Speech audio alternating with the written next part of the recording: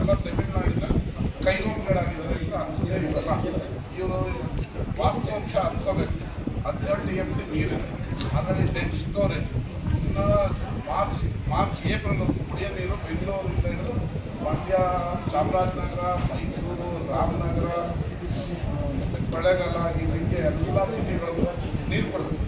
ಅದ್ರ ಜೊತೆಗೆ ಜಲಧಾರೆ ಅಂತೇಳಿ ಒಂದು ಹೊಸ ಸ್ಕೀಮ್ ತಂದು ಹಳ್ಳಿಗೂ ನೀರು ಕೊಡೋ ಮಾಡಿದ್ವಿ. ಅದನ್ನು ಕೂಡ ಕಾವೇರಿ ನೀರನ್ನು ಕೊಡುವಂಥ ಸ್ಕೀಮ್ ಮಾಡಿದ್ವಿ. ಅದಕ್ಕೂ ನೀರು ಇದನ್ನು ಒಂಥರ ಧೃತರಾಷ್ಟ್ರನ ಪ್ರೇಮ ಥರ ತಮಿಳುನಾಡಿಗೆ ಬಿಡಿ ಅಂದರೆ ಬಿಡೋಕ್ಕೆ ಸಾಧ್ಯನಲ್ಲ. ಈಗ ನಮ್ಮ ಸರ್ಕಾರ ಯಾವುದೇ ಕಾರಣಕ್ಕೂ ನೀರು ಬಿಡಬಾರ್ದು.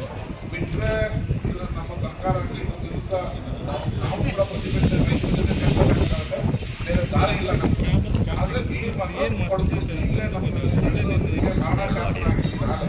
ಅವರು ಸಾಲ ಸೋಲ ಮಾಡಿ ಹಬ್ಬ ಆಗಿದ್ದಾರೆ. ಮೊನ್ನೆ ಕುಡಿಯೋ ನೀರಿಗೆಲ್ಲ ಒಂದು 500 ಕ್ಯೂಸೆಕ್ ನೀರನ್ನು ಬಿಟ್ಟಿದೆ. ಅದು ಮೊದಲೆಲ್ಲ 8 ಅವರಲ್ಲಿ ಬರ್ತಾಯಿತ್ತು. 500 ಬಿಟ್ಟಿರೋದ್ರಿಂದ ನಮ್ಮೂರಿಗೆ ಬರೋಕ್ಕೆ 4 ಅವರ್ ತೊಗೊಂಡಿದೆ.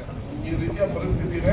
ತಮಿಳುನಾಡವರು ಈ ಕುಚೇಷ್ಟೆಗಳನ್ನೆಲ್ಲ ಬಿಟ್ಟು ನಮಗಿಂತ ಜಾಸ್ತಿ ಮೆಟ್ಟೂರು ಡ್ಯಾಮಲ್ಲಿ ನಾವು ರಿಯಾಲಿಟಿ ಚೆಕ್ ಮಾಡಿದ್ವಿ. ಮೆಟ್ಟೂರು ಡ್ಯಾಮಲ್ಲಿ ನಮ್ಮ ಕಾವೇರಿ ನೀರಿಗಿಂತ ಜಾಸ್ತಿ ನೀರು ಸ್ಟೋರೇಜು ಅವ್ರ ಹತ್ರ ಕುಡಿಯೋ ನೀರಿಗಿದೆ. ಮತ್ತು ನಾನು ಮೊನ್ನೆ ಚಿದಂಬರಂ, ತಮಿಳುನಾಡಿನ ಚಿದಂಬರಂ ಜಿಲ್ಲೆಯಲ್ಲಿ ಹೋಗ್ಬೇಕಾದ್ರೆ ನೀರು ನನ್ನ ಕಣ್ಣಾರೆ ನಾನೇ ನೋಡಿ ವಿಡಿಯೋ ಮಾಡ್ಕೊಂಡ್ಬಂದಿದ್ದೀನಿ. ಸಮುದ್ರಕ್ಕೆ ಸೇರ್ತಾ ಇದೆ. ಅದನ್ನ ನೀರನ್ನ ಫಸ್ಟು ನೀವು ಉಪಯೋಗಿಸ್ಕೊಳ್ಳಿ. ಕರ್ನಾಟಕದ ತಂಟೆಗೆ ಯಾವುದೇ ಕಾರಣಕ್ಕೂ ಬರಬೇಡಿ. ಇದು ಎಚ್ಚರಿಕೆ. ಇದು ಸುಮ್ಮನೆ ನೀವು ನೀರಿಲ್ದಿರೋ ಟೈಮಲ್ಲಿ ನೀರು ಕೊಡಿ ಅಂತೇಳಿ ನೀವು ಕೇಂದ್ರ ಸರ್ಕಾರದ ಅಧಿಕಾರಿಗಳನ್ನೆಲ್ಲ ಕೈಗೆ ಹಾಕ್ಕೊಂಡು, ಆ ಕೇಂದ್ರ ಸರ್ಕಾರ ಕೂಡ ಇದು ಗೊತ್ತಿದ್ದೆ. ಇವತ್ತು 4 ಜನ ಮಿನಿಸ್ಟ್ರು ಇವರೆಲ್ಲ BR Patil, SR Patil, CR Patil ಕೇಂದ್ರ ಜಲಸಂಪನ್ಮೂಲ ಸಚಿವರನ್ನ ಭೇಟಿ ಮಾಡಿದ್ರು. ಅವ್ರ ಮೇಲೂ ಇವ್ರು ಹೇಗೆ ಅಂದ್ರೆ ನಿನ್ನ ಅತ್ತಂಗಾಡು ನನ್ನ ಅಕ್ಕಂಗಾಡು ಅನ್ನೋ ಕೇಸ್ ಆಗಿದೆ. ಅಲ್ಲಿ ಸಂಸದರು ಮತ್ತು ಇವರು ಕೇಂದ್ರ ಸರ್ಕಾರದ ಮಂತ್ರಿಗಳನ್ನ ಮೀಟ್ ಮಾಡೋದು. ಇಲ್ಲಿ ನಾವು ಹೋರಾಟ ಮಾಡ್ತೀನಿ ಅಂದರೆ ಇವರು ತಮಿಳುನಾಡನ್ನು ಕಲೀಲಿ ವಿರೋಧ ಪಕ್ಷದವರು. ಸಂಕಷ್ಟದ ಸ್ಥಿತಿಯಲ್ಲಿ ಅವರು ಎಲ್ಲ ಹೆಂಗೆ ಒಂದಾಗಿ ಅವ್ರು ರಾಜ್ಯದ ಪರ ಇರ್ತಾರೆ. ನಮ್ಮಲ್ಲಿ ಕಾಲೇ ಅದು ಕಬಡ್ಡಿ ಆಡೋದು.